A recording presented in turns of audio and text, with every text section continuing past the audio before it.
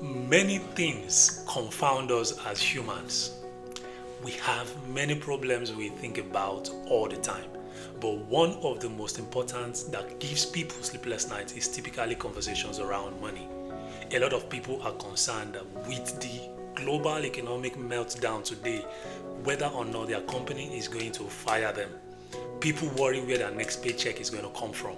In fact, a lot of people are concerned how they will finance their mortgage and repay their credit card debt.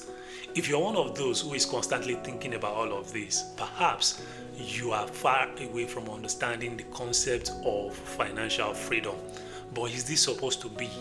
Are you supposed to really have sleepless nights because you are running dry on cash?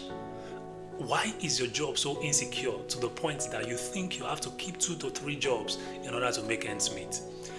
I will be taking you on a journey today where you will get to understand more about what constitutes financial freedom, so you start addressing your money struggles the right way, free from pressures. Hello there, welcome to my YouTube channel where I talk about everything finance with one sole goal: to give all my audience the financial leverage in the long term.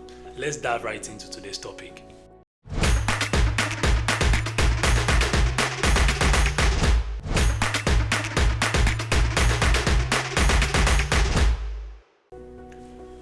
While the concept of financial freedom means different things to different people, I can ask Mr. A what they think, Mrs. B what they think, and it will be completely different. I have been able to identify 3 unique elements that everyone needs to be conversant of in order to start approaching their monetary affairs the right way and without pressure. Number 1 is education. One of the major things that we all can agree to around the world is the fact that cultures want one person to emerge that can bring financial upliftment to the others. And one of the major templates that people tend to employ is to educate one person to do the right course, go to the right colleges in order to get the right jobs at the end of the day. In fact, parents do as much as sending their words to school abroad in order to give them that leverage over time. All of these tend to work in the past, but the world is evolving at a very fast pace, and what worked then might not necessarily work now. It would be a very major disservice to force someone that is talented as a photographer to go and study courses like medicine or even engineering, even as lucrative as they sound. One thing we need to all agree about is the fact that the race towards financial freedom is not necessarily in the profession or in the money. It is in the fulfillment of purpose and the pursuit of one's passion. Number 2 is the pain of unhealthy jobs. This cannot be overemphasized today because a lot of people, irrespective of how much they disguise it, they are not satisfied with their jobs. A lot of people even have to pick 2, 3 and even 4 jobs, especially those that live in Western world. Why? Because they just have to keep the paycheck rolling in. But I'm afraid to break it to you that multiple jobs, multiple engagements, they might pay your bills, but they might not give you the financial comfort that you truly deserve. On the other hand, what can actually push you from point A to a higher point B is in you discovering a basic skill that you can master, leverage, and even scale up. In subsequent videos, I'm going to be discussing unique skills that are in demand around the world that you can leverage today, scale up, and better your financial position in the future. But for now, we all need to just agree that changing your financial disposition involves you mastering a skill, as I've said, and finding a challenge and creating a solution to it in the long term. It is better for you to become busy doing your own thing, doing what you are comfortable with, that you excel at, than doing multiple jobs just to keep the paycheck rolling. Remember, the journey towards financial freedom is a thing for tomorrow, not just for today alone.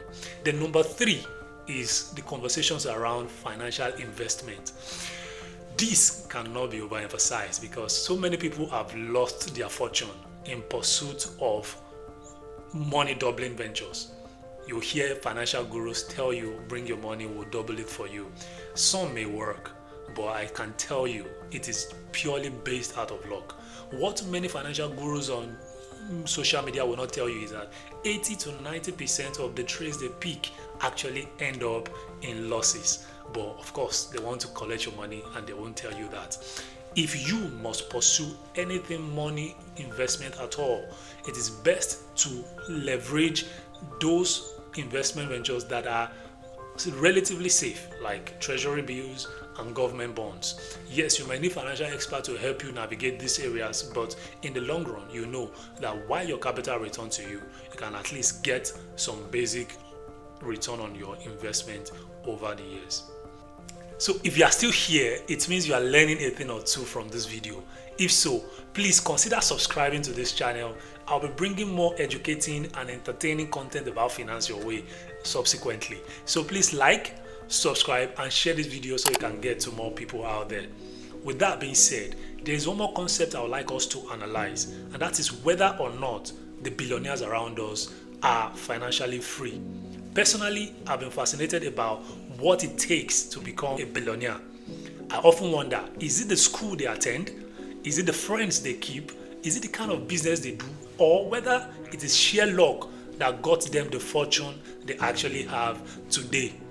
While I'll be addressing some of these factors in subsequent videos, I am always concerned whether these billionaires are as financially free as we make them to be.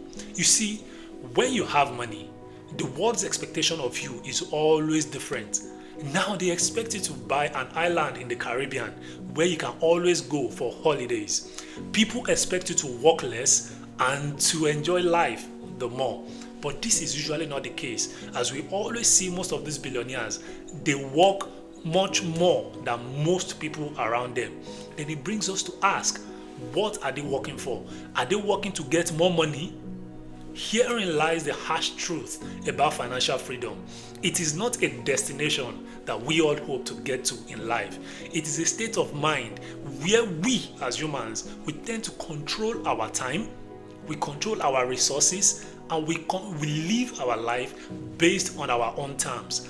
This is what financial freedom means. So moving forward, irrespective of where you are economically and financially, when people approach you to talk about their money problem, always remember to let them know that that phrase, that more money equals financial freedom, is a myth that you and I have to distance ourselves from.